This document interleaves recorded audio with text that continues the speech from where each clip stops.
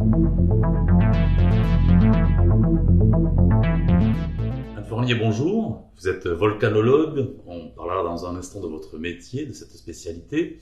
Et vous avez créé la Volcano Active Foundation, donc, qui est dédiée à la promotion scientifique des activités volcaniques. Alors, on tombe en pleine actualité avec l'activité volcanique des Canaries, de Las Palmas. Qu'est-ce qu'elle nous apprend, cette activité qui, ce n'est pas en France, mais c'est tout près, c'est à côté de chez nous. Qu'est-ce qu'elle nous apprend, cette activité volcanique ? Bonjour Francis, effectivement, la question est bien de se poser, c'est qu'est-ce qu'elle nous apprend ? Simplement le fait qu'on avait un problème de prise de conscience du risque volcanique jusqu'à maintenant. On n'avait pas vraiment conscience qu'un volcan pouvait entrer en éruption, du moins en Espagne, et pouvait entrer en éruption en Europe. On n'a pas conscience qu'ils peuvent causer des dégâts, parce qu'on a conscience qu'il y a des volcans en Europe à l'activité. Oui, on n'a pas conscience du risque volcanique. Et par exemple, le volcan de La Palma est une éruption assez petite, ce qu'on appelle un indice d'explosivité 2. Un indice d'explosivité 2, donc c'est-à-dire un volcan qui va faire une éruption qui ne va pas être finalement avoir une colonne éruptive très grande. C'est-à-dire que c'est une éruption qui est qualifiée de petite. Et pourtant, on voit bien dans les médias que c'est une éruption assez impressionnante, qui a fait des dégâts. Plus de 500 maisons, là, actuellement, sont détruites, et qui a un phénomène de risque au niveau des émanations de gaz qui peuvent être dangereuses pour la population aux alentours. Vous voulez dire que ça aurait pu être bien pire ? Tout à fait. C'est un volcan qui a une éruption qui est pas très importante. Si on prend l'exemple, par exemple, du volcan du Vésuve et de l'éruption de Pompéi, on était sur un indice d'explosivité 4-5. Il faut savoir qu'on a une échelle entre 0, 1 et 8. Et donc là, on est vraiment sur des éruptions tout à fait petites, qui ont un principe d'occurrence, c'est-à-dire qu'elles peuvent se répéter de façon assez régulière. On sait que, par exemple, un volcan qui fait des petites éruptions peut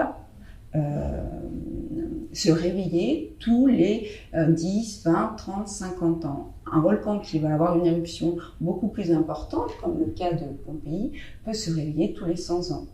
Donc, le cas, on va dire, de l'éruption du volcan de La Palma, c'est une éruption qui est assez petite, qui s'est réveillée finalement 50 ans après. Et qu'est-ce qui est très important de retenir sur cette éruption, c'est qu'effectivement, on n'a pas cette conscience du risque. On n'a pas cette conscience du risque et on n'avait pas une possibilité de réagir rapidement. C'est-à-dire que le volcan, en une semaine, il a vraiment... il est rentré en éruption. Et tous les organismes étatiques de l'Espagne qui se sont finalement préparés un petit peu tard. Pourquoi ? Parce qu'ils avaient une grande réunion le lundi et le volcan est entré en éruption le dimanche. Donc tout ça indique que vraiment on n'est pas préparé sur la gestion du risque volcanique, puisqu'on n'en a pas assez conscience. Alors on va parler de cette conscience du risque et du risque réel, mais je voudrais que vous définissiez un petit peu votre travail, votre métier. En France, on a la figure d'Haroun Tazieff, mais je ne sais pas si elle parle encore beaucoup aux jeunes générations. Vous seriez en quelque sorte, j'aime à dire, la petite fille d'Haroun Tazieff, d'une certaine manière. Qu'est-ce que c'est le métier de volcanologue au quotidien ? Alors, le métier de volcanologue, c'est très bien de le poser, puisque je pense que le métier de volcanologue évolue avec les années. Il faut étudier le volcan, le mécanisme du volcan. Donc, ce serait le métier le plus simple, entre guillemets, d'un géophysicien ou un géologue. Quelqu'un qui étudie réellement la dynamique du volcan. Comment le volcan va se réveiller et comment il est composé. Mais au-delà de ça, il faut pouvoir maintenant étudier, en fait, l'environnement, l'esprit qui est autour du volcan. Puisque un volcan, lorsqu'il rentre en éruption, il cause des problèmes aux populations qui sont aux alentours. Donc, il faut aussi pouvoir étudier l'urbanisme qui est autour du volcan. Un volcan qui rentre en éruption, ça a des aléas. On dit, il va faire différentes possibilités, des aléas naturels. Une coulée de lave, une nuée ardente, une colonne de cendres. D'accord ? Par contre, ce qui fait qu'on est vulnérable, c'est c'est une mauvaise urbanisation, c'est le fait que nous ne soyons pas conscients des risques, c'est le fait que certaines habitations soient mal construites.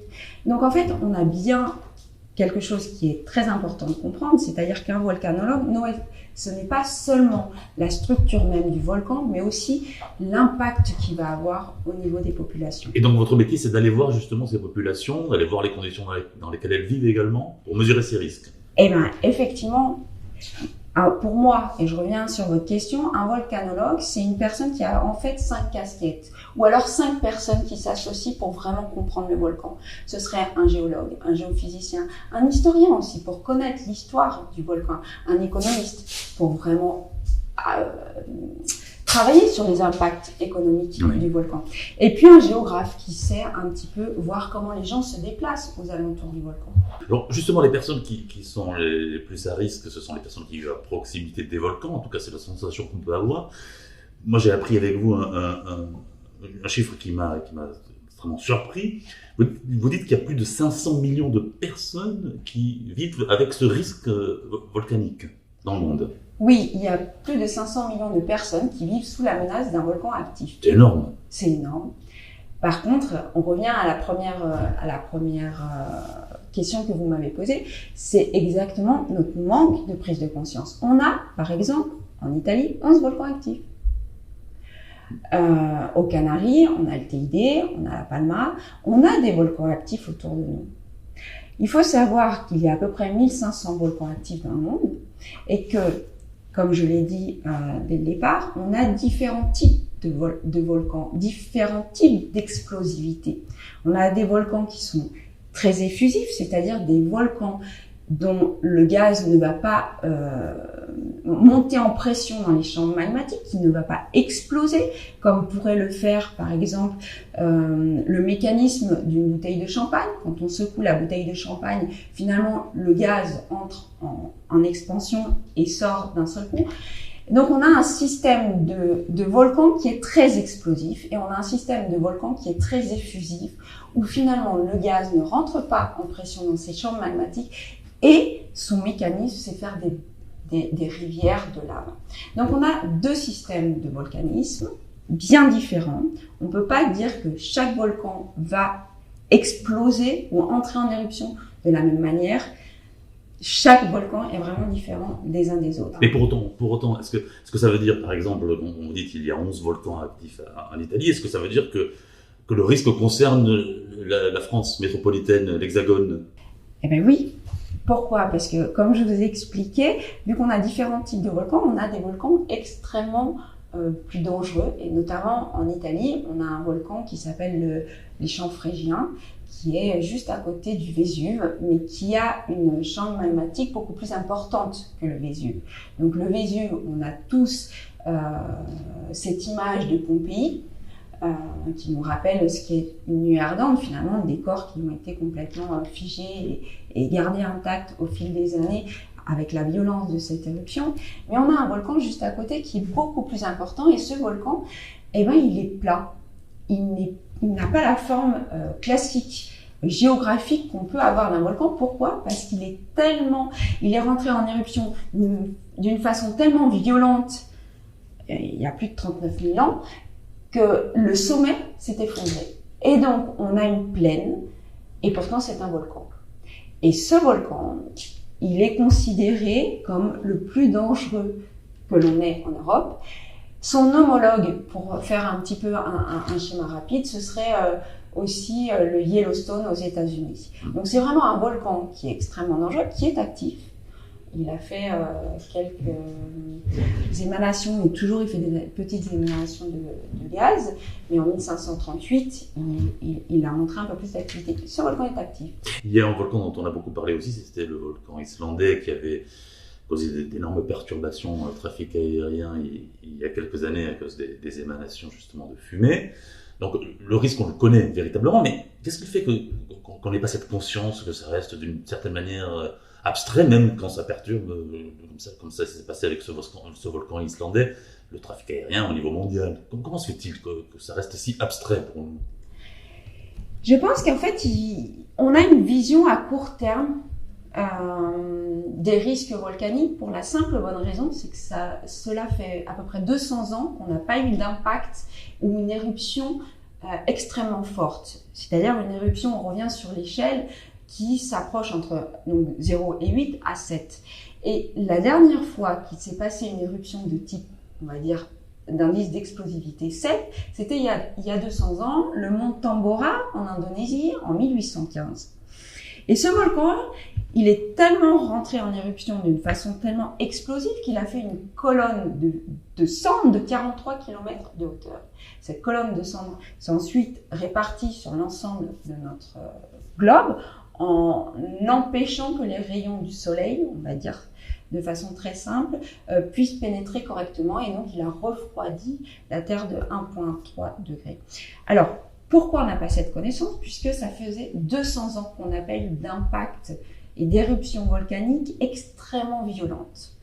Et on sait très bien que dans les comportements de mécanismes de mémoire, on peut se rappeler ce qui s'est passé à nos parents, à nos grands-parents, à nos arrière-grands-parents, mais généralement après, le risque on oublie. Et donc voilà une des raisons pourquoi on n'a pas conscience de ce risque. L'autre raison, c'est que tout simplement, la volcanologie n'est pas inscrite comme une science qui rapporte de l'argent. Donc, il faut attendre l'éruption du mont Sainte-Hélène en 1980 pour vraiment prendre conscience du risque. L'éruption du mont Sainte-Hélène en 1980 aux États-Unis, et d'un seul coup, ça réveille les consciences en disant « Tiens, on va essayer de développer, mais ça reste encore très marginal. » C'est très paradoxal ce que vous me dites là, parce que depuis plusieurs années, on parle à juste titre des questions d'environnement. L'écologie est devenue l'une des principales problématiques dans nos sociétés, et vous dites que on est face à un risque finalement qui est extrêmement important. Je rappelle 500 millions de personnes qui sont directement menacées par ce risque-là. Vous dites qu'il n'y a pas de prévention, il n'y a pas de préoccupation des gouvernements alors. Oui, et même si je rebondis, il y a 500 millions de personnes qui sont directement affectées par le volcanisme actif, mais comme je vous ai expliqué sur le Tambora, finalement on est tous affectés. S'il y a une éruption extrêmement forte, on sera tous affectés. Eh ben, effectivement, la prise de conscience, il faut peut-être l'avoir maintenant. Et ce qui se passe sur l'île de La Palma nous rappelle, à un moment ou à un autre, en Europe, comme le volcan islandais, c'est le moment peut-être de vraiment faire une prise de conscience, de développer des services dans les universités sur les impacts de ces éruptions volcaniques, voir les solutions qui peuvent être amenées, des solutions concrètes, et puis surtout faire de la prévention, de la mitigation. La mitigation, qu'est-ce que c'est? C'est l'atténuation des risques. On ne va pas empêcher un volcan d'entrer en éruption. L'homme ne s'est pas transformé encore en Superman. Par contre, on peut atténuer les risques. Et on les atténue en faisant de la prévention et en ayant conscience de ces risques. Alors cette absence de prise en considération, particulièrement en cette période électorale en France, où les débats qui concernent l'écologie sont notamment évoqués, comment est-ce qu'on peut faire pour la mettre sur la table? Comment est-ce qu'on peut interpeller les politiques aujourd'hui pour leur dire attention, préoccupez-vous de ce problème-là, il est réel et il peut demain être véritablement dramatique? Eh ben c'est un petit peu la lutte inconditionnelle de la Fondation, c'est vraiment de réveiller ses consciences et de dire attention, les risques naturels n'existent pas. Là, il faut revenir sur un langage et une sémantique qui n'est pas bonne. Le risque, les aléas naturels existent, c'est-à-dire que le volcan va faire des aléas, comme je vous l'ai expliqué, une nuée ardente, une colonne de cendres, une émanation de gaz. Ça, c'est naturel puisque le volcan va le faire. Par contre, le risque, c'est bien nous qui le créons. Parce qu'on n'a pas créé une urbanisation, on a créé une urbanisation trop rapide, parce qu'on a créé des routes ou des voies d'évacuation qui n'étaient pas remis à jour suivant les risques. Il faut savoir qu'un volcan, s'il a de la neige à son sommet et s'il n'a pas de neige, ça ne va pas être les mêmes conséquences.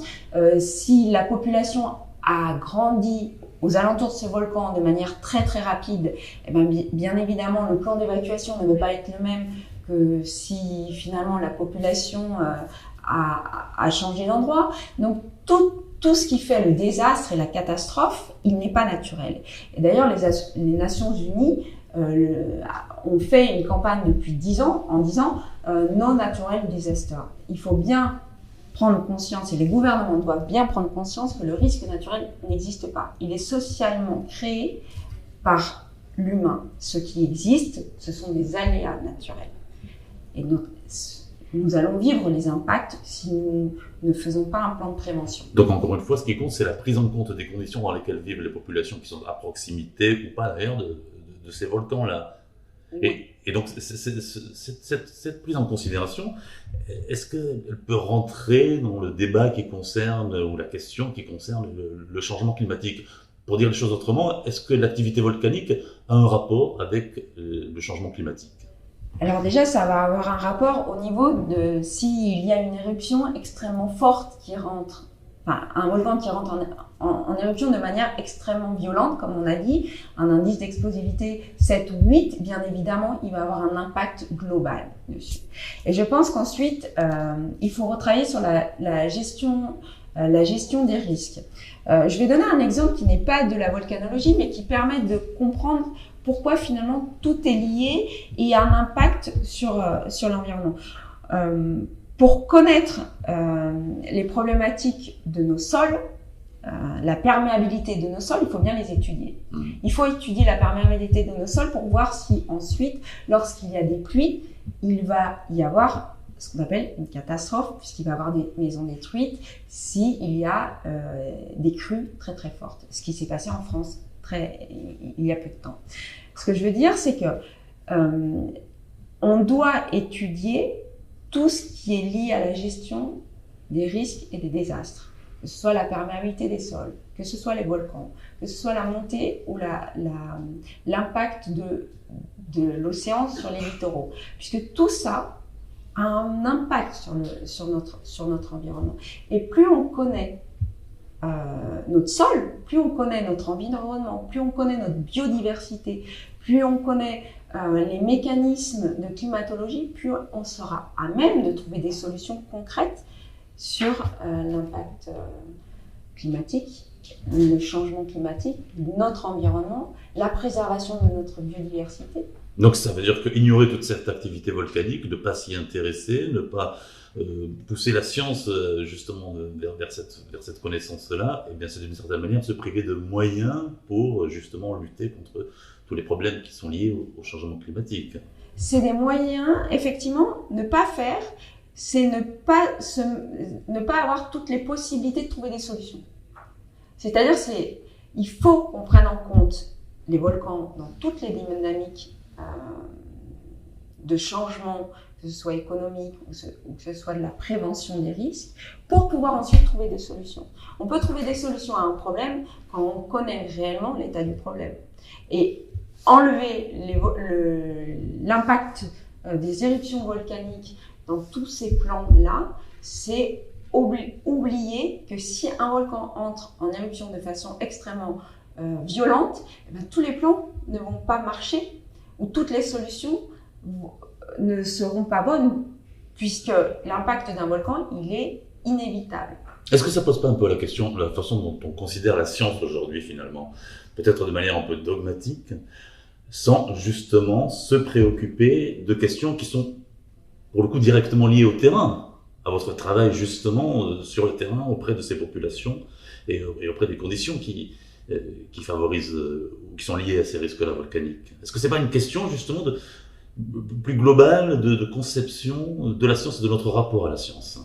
Oui, moi j'interviens beaucoup dans le système que la science est au service de notre amélioration quotidienne, et au service de l'amélioration de notre vie quotidienne, mais aussi de l'homme en général, fondamentalement.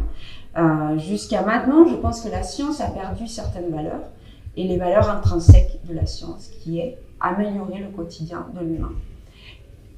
Et pas seulement économiquement parlant.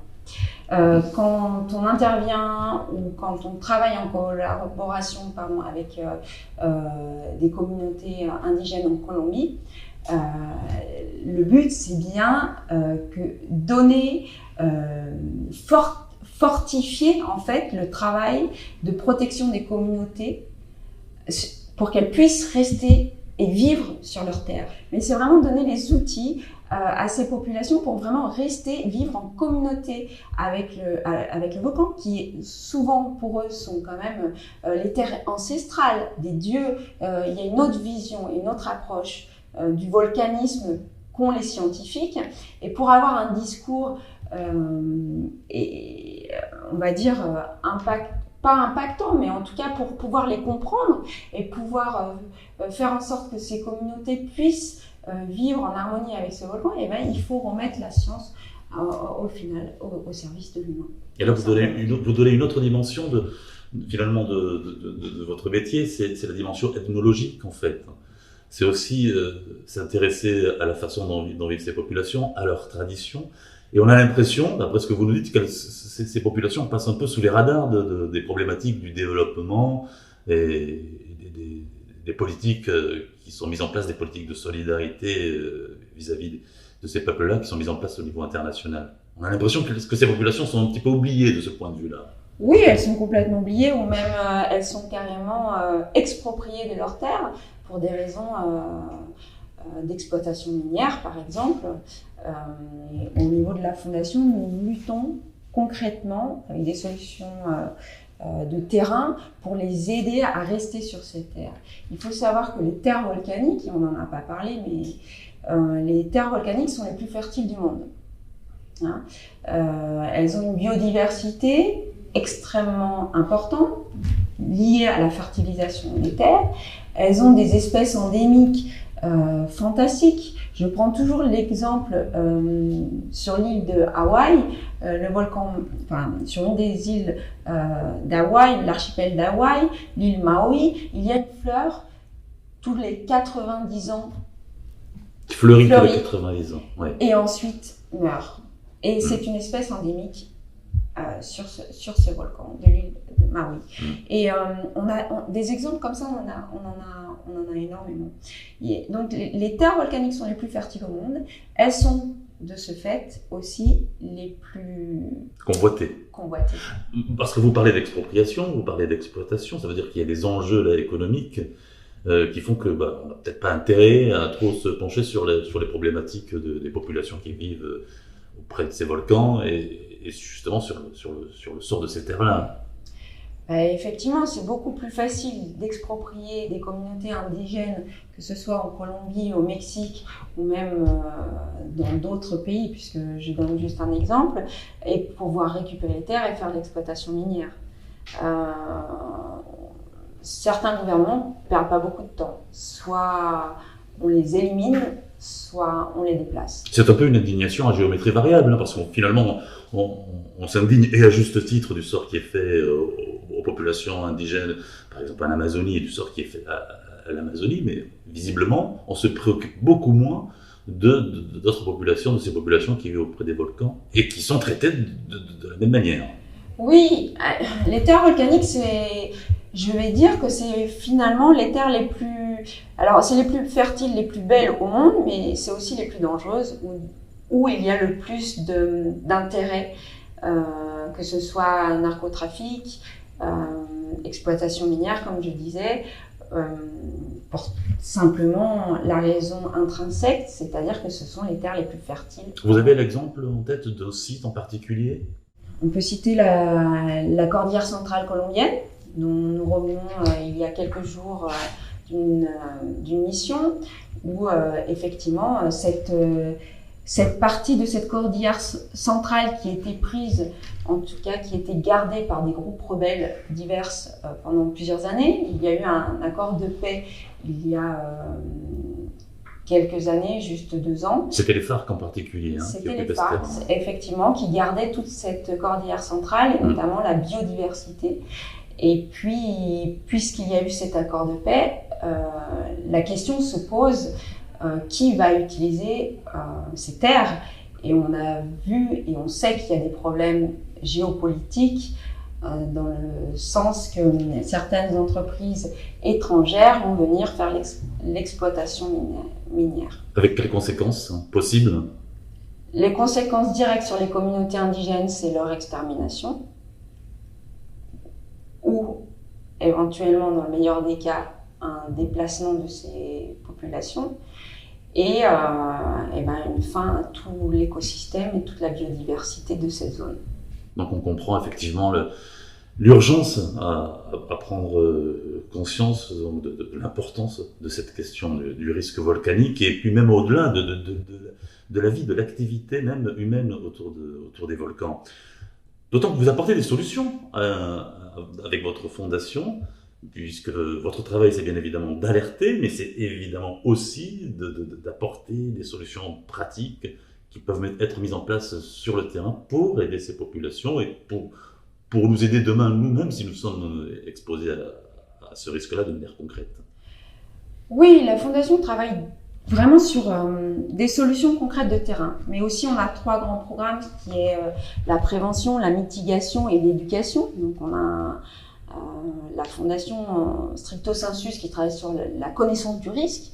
On a un programme qui s'appelle Volcanocare, la préservation des biodiversités et des cultures ancestrales. Et puis on a Volcano School. Volcano School, c'est l'éducation pour les enfants sur le monde volcanique en général. Pas seulement la prévention du risque, mais vraiment la découverte de tous ces écosystèmes et son impact sur l'environnement.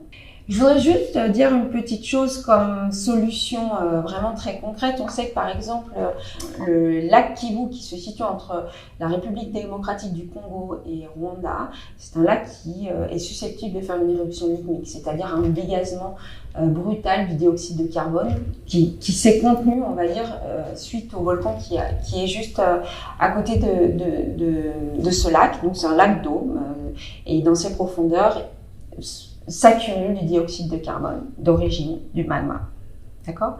Donc on a une ville juste à côté qui s'appelle la ville de Goma, qui est la ville qui a un autre nom qui est la ville des minéraux, puisqu'il y a des extractions minières tout autour de cette ville avec effectivement des conflits armés assez violents. Et donc dans ce bassin de ce lac, on a à peu près 2 millions de personnes avec cette possibilité d'éruption lignique. Alors je dis possibilité puisque finalement on sait que ça va arriver, on ne sait pas si ça va arriver dans 50 ans, dans 20 ans ou dans 30 ans, mais on sait que ça va arriver, donc ce dégazage brutal tuant 2 millions de personnes directement, puisque le dioxyde de carbone tue de manière foudroyante. Il y a eu une éruption lignique il y a quelques années sur un autre lac qui était au Cameroun, et la solution à ce problème, elle est très simple, c'est du dégazage mécanique. Donc, on a des solutions à des problèmes qui peuvent paraître extrêmement, et qui le sont, catastrophiques, mais il y a toujours des solutions. Ça ne va pas être arrêter le volcan, ça ne va pas être faire disparaître ce dioxyde de carbone de façon de baguette magique. Par contre, il y a des solutions à chaque problème. Et pour avoir une solution à chaque problème, il faut avoir conscience de chaque volcan, de chaque sol dans lequel on travaille, de chaque système géopolitique dans lequel on travaille pour pouvoir des solutions adaptées à chaque volcan. Puisque c'est très important de dire que chaque volcan est différent et a un mécanisme éruptif différent. Il a aussi une géopolitique, en tout cas un environnement humain différent. On ne peut pas évacuer certaines populations quand elles ne veulent pas être évacuées pour des raisons ancestrales. On ne peut pas agir sur certaines zones puisqu'il y a trop de narcotrafiquants. On ne peut pas agir sur d'autres zones si la population est trop importante. Donc c'est vraiment un travail de terrain extrêmement important. Et ce que je voulais aussi bien marquer, c'est qu'il y a 60% des volcans actifs au monde qui ne sont pas surveillés correctement. Ils ne sont même pas surveillés. Ils n'ont que des systèmes de surveillance au niveau des satellites, mais ce n'est pas suffisant puisqu'on sait qu'il faut faire une analyse des gaz qualitative et quantitative sur le terrain avec des équipes humaines. 60% des volcans actifs ne sont pas surveillés. Ce seraient des solutions simples. Déjà, ce serait la première solution, effectivement. Et pour tout cela, il faut évidemment aussi des moyens. Et les moyens qui font cruellement défaut, vous le disiez, aujourd'hui, auprès des instances gouvernementales en France, voire auprès de l'Europe, est-ce que vous trouvez des réponses à ces problèmes de financement, de moyens? Non, on a énormément de mal de trouver des financements, alors, parce qu'il n'y avait pas de prise de conscience. C'était notre première problématique. Maintenant que, on va dire, quelques volcans, et malheureusement, c'est les populations qui ont subi, mais les volcans européens comme en Islande et à La Palma sont rentrés de façon assez rapprochée en éruption, et ben on a pu, de façon finalement naturelle, donner une conscience en fait au but de la fondation. Il faut vraiment que les politiques prennent conscience de cette problématique, puisque de toute façon, cette problématique, elle nous touche tous. À un moment ou à un autre, on est tous concernés, puisqu'il n'y aura plus de frontières, puisque les nuages de cendres n'auront pas les frontières, ne vont pas s'arrêter à des frontières, et que si on arrive à un volcan qui rentre de façon extrêmement importante, explosive, même s'il est le plus loin, il est situé géographiquement le plus loin de l'Europe, on aura cet impact. Donc c'est vraiment une conscience de tous et pour tous. En tout cas, un sujet passionnant. On renvoie à votre site, le site de la Volcano Active Foundation. Et puis on rappelle que vous avez deux actualités importantes qui concernent la sortie d'un livre et puis un festival de gastronomie qui était prévu avant l'activité volcanique aux Canaries et qui se tiendra à Lanzarote. Alors sur ces deux événements, dites-nous un petit peu plus.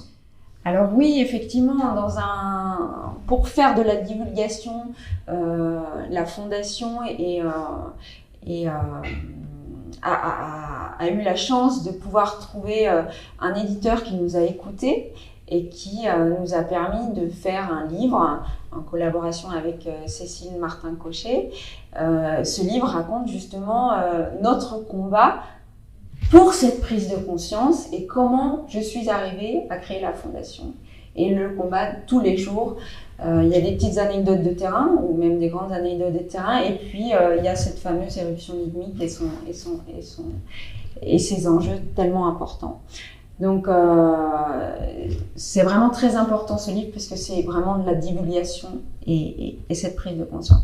Et puis ensuite on a la chance, comme je le disais, les terres volcaniques sont les plus fertiles, de créer ce festival en association bien évidemment avec un grand partenaire espagnol, de créer ce festival de gastronomie volcanique, première fois au monde, puisque c'est un festival international qui va se durer chaque année.